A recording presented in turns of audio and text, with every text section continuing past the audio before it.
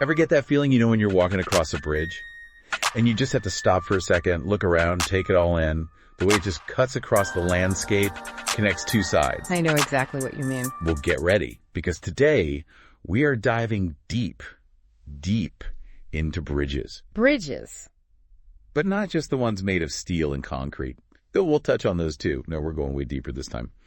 You sent over those excerpts from The Art of Bridges by Michel Serres. Yeah, fascinating stuff. And let me tell you, this guy, Serres, he sees bridges everywhere. He really does. It's like he takes this everyday object we all kind of take for granted and boom, suddenly it's this powerful metaphor for understanding, well, everything.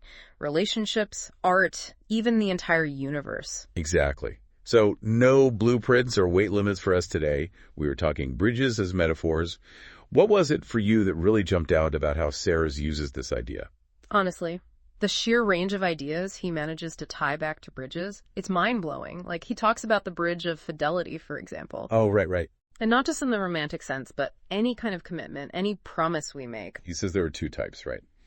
There's the sworn oath kind, completely fixed, unchanging. Like a Roman arch, solid, enduring. Those things were built to last centuries, millennia even. And then you've got the other kind of fidelity, the living contract, he calls it. Which is much more flexible, always evolving. Mm-hmm.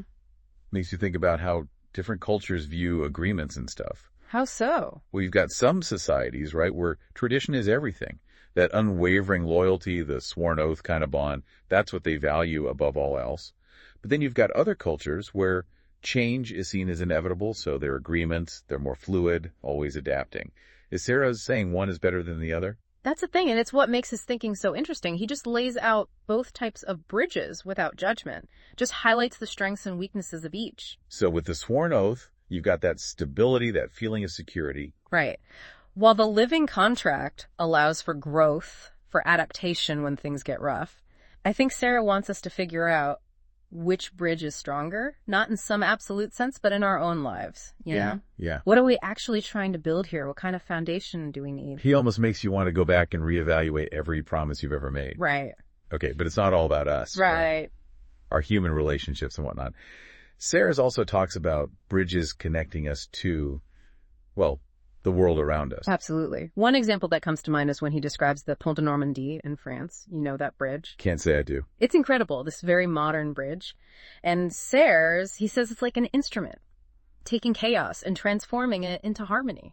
I love that image. Right. You've got this massive structure, this feat of engineering, spanning this wild, untamed stretch of water. Like we're imposing order on something that by its very nature is unpredictable. Exactly. And he connects that to art as well, saying that any great work of art, much like a well-designed bridge, can take all the chaos of our experiences, our emotions, sensations, even our thoughts, and shape them into something meaningful, something beautiful even. So what you're saying is we're all just walking around reacting to chaos all day. Well, kind of a humbling thought, isn't it? Well, it's not so much about just reacting, I think, but more about processing. Think about it. We are just bombarded with information constantly. Our senses, they're taking in sights, sounds, smells all day long. And our brains, well, they're like this intricate bridge system, constantly filtering, organizing, making sense of it all. So our brains are like these, what did you call them? Intricate bridge systems. Yeah. Filtering out all that chaos. Yeah, that's one way to think about it. But it's more than just organizing information, don't you think? What do you mean? Well, it's about connecting things, building relationships between different ideas, experiences, even different parts of ourselves. Yeah, I see that. Serres actually says that this bridging, as he calls it, it's fundamental to what it means to be human. Like, it's how we create meaning in a world that can often feel so fragmented, so chaotic. He even talks about how our bodies themselves are like bridges, right? Yeah. It's not just our brains doing the heavy lifting here. Precisely. Our physical selves are bridging time and space with every step, every movement. So every time I get up to grab another cup of coffee, You're engaging in an act of bridging. You're connecting to the physical world around you, but also to your past experiences, those memories you associate with coffee breaks, and maybe even to the future. the future, how so? Well, maybe you're thinking, this cup of coffee is going to help me power through the rest of this project, or I can't wait to share this moment of peace with my family later. Wow, when you put it that way. Okay, I'm convinced. Our bodies are bridges. But it's not always easy, is it? All this bridging. Definitely not. Serres talks about this concept of octroi, the toll we often have to pay when we're trying to cross over into new territory. Octroi. Sounds expensive. Well, it can be. Think about the effort involved in learning a new language. Been there, done Yeah. that. Not fun. Or the challenges of adapting to a different culture. Or even just the fear and uncertainty we feel when we step outside our comfort zones. Those are all forms of octroi. So it's like that feeling of hitting a wall when you're trying to learn something new. Ugh, I remember when I was trying to. And that's exactly Serres' point, I think. He acknowledges the inherent human need for connection, for bridging those divides, but also recognizes that it often comes at a price. But there's a payoff, right? I mean, we don't just keep hitting those walls for the fun of it. Of course not. Overcoming those obstacles, paying those octroi, it often leads to incredible growth. It deepens our understanding of ourselves and the world around us. It's like that saying, no pain, no gain. Exactly. And sometimes those challenges, they even change our perception of reality itself. Like Serres' example of jet lag. Jet lag, what's that got to do with anything? Well, he uses it to illustrate how interconnected space and time really are. That disorienting feeling you get when you travel across multiple time zones, it's like your body is struggling to bridge those gaps. Your internal clock is all messed up. Oh, tell me about it. I'm still recovering from that last trip. But see, even in that discomfort, Serres sees a valuable lesson. He's highlighting the fact that our perception of time isn't this fixed, absolute thing. It's fluid, adaptable, influenced by our movement through space. It's a reminder that our reality is a lot more malleable than we tend to think. Okay, so far we've talked about how bridges represent fidelity, how they help us make sense of this crazy world, and how even our bodies are like bridges in a way. Right, constantly connecting us to different realms of experience. And through it all, it seems like Serres is saying that this constant bridging, this movement between different realms, it's what actually gives our lives meaning, wouldn't you say? It's the journey, not the destination. Exactly. It's not about reaching some final endpoint, but about the act of crossing over, of bridging those gaps along the way. But let's face it, it's not always smooth sailing, right? Life throws curveballs. Bridges collapse. That's very true. In fact, there's this really gripping story Serres tells about a couple celebrating their anniversary. Anniversary, how romantic. Yeah, they're driving across the Bay Bridge. Wait, the Bay Bridge. You mean that Bay Bridge? The one The very one. And as if things couldn't get worse, right? Right as they're driving over this bridge, bam, massive earthquake hits. Oh no. A whole section collapses, and their car left dangling over the edge. No way. I mean, that's terrifying, to be just suspended there between two worlds like that, facing that kind of fragility head on. Serres uses this story to really drive home a point. Even with all the planning in the world, life is going to throw those curveballs, those moments where we're forced to confront the unknown. We like to think of bridges as these permanent fixtures, right? These symbols of strength, stability. But even the strongest bridge, it can crumble. He actually compares life to that game, what's it called? Snakes and Ladders. Oh, yeah. You're climbing, making progress, thinking you've got it figured out, then suddenly, whoosh, down you go, back to square one. He sees that same kind of unpredictable nature in our relationships, our careers, everything, really. So it's not just about building the strongest bridge possible, right? It's about realizing that you will hit those snakes sometimes, those moments of collapse, of setback. Yeah. And having the resilience to adapt, to rebuild, maybe even just completely change course. But it's not all doom and gloom, is it? I mean, what about those ladders in the game? Those moments of unexpected connection where you just soar to new heights. Exactly. And Serres doesn't shy away from the beauty of those connections either.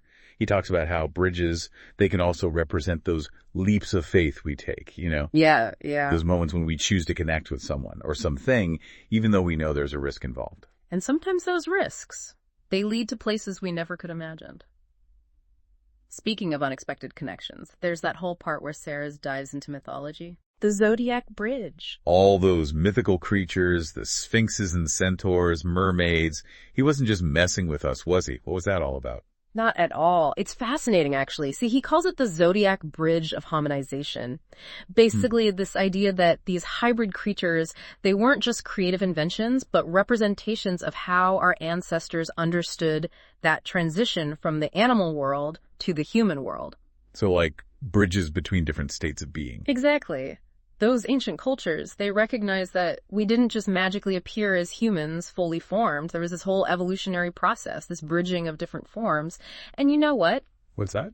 Serres says it's still relevant to our lives today. Right. Think about it. We still grapple with those primal instincts, those urges we share with the animal world, but we're also striving for something more. Higher consciousness, you know? We're all just works in progress. Exactly. And in a way, we're all part of this grand, ongoing bridge-building project. We're connecting the different parts of ourselves, the different chapters in our lives, and as Serres argues, maybe even connecting to something much larger than ourselves in the process. Okay, now we're getting cosmic. How does he even begin to explain that? He uses the example of prime numbers. Prime numbers. Now we're really going back to high school math class. But think about it. Prime numbers, they're only divisible by one in themselves, right? Right. He sees them as these unexpected bridges within the world of mathematics. They seem random, almost out of place, yet they're absolutely crucial to how the whole system functions. Like a bridge appearing out of nowhere in the middle of a vast, empty landscape. Yes, precisely. And to illustrate this, he uses the example of the Millau Viaduct in France. Another bridge I haven't seen. You remember it if you saw it. It's this incredibly modern, almost futuristic-looking bridge that just appears suddenly in this rural, mountainous area. Serres points to it as a visual representation of how order can emerge from what seems like chaos. So if I'm following you, he's saying that the universe itself, even with all its randomness and vastness, it's actually built on these underlying principles of connection, these bridges, these patterns that create order and give it all meaning. That's the beauty of Serres' work. He takes something as simple as every day is a bridge and shows how it holds the key to understanding the smallest things, the biggest things, and even ourselves. So what's the takeaway for us? I mean, we're here working around on this planet, building our own bridges, big and small, metaphorical or sometimes even real, I guess. What are we supposed to do with all this? I think it's a call to be more aware of those connections we make, the ones we break, and that constant bridging that's happening all around us, all the time, even inside us. It's about recognizing that even when things fall apart, those moments of collapse, those times we feel lost, well, they're not the end. They're just another bridge. In a way, yes. They're opportunities for growth, for change, for building new and unexpected connections. Who knows where those new bridges might lead? It's like Serres is telling us to look around, see those bridges, appreciate their strength, the way they connect us all. But don't get too comfortable. Be ready to adapt when those bridges inevitably change or crumble. Because those moments, those in-between moments of transition, they're where we discover who we really are and where we're truly meant to be going.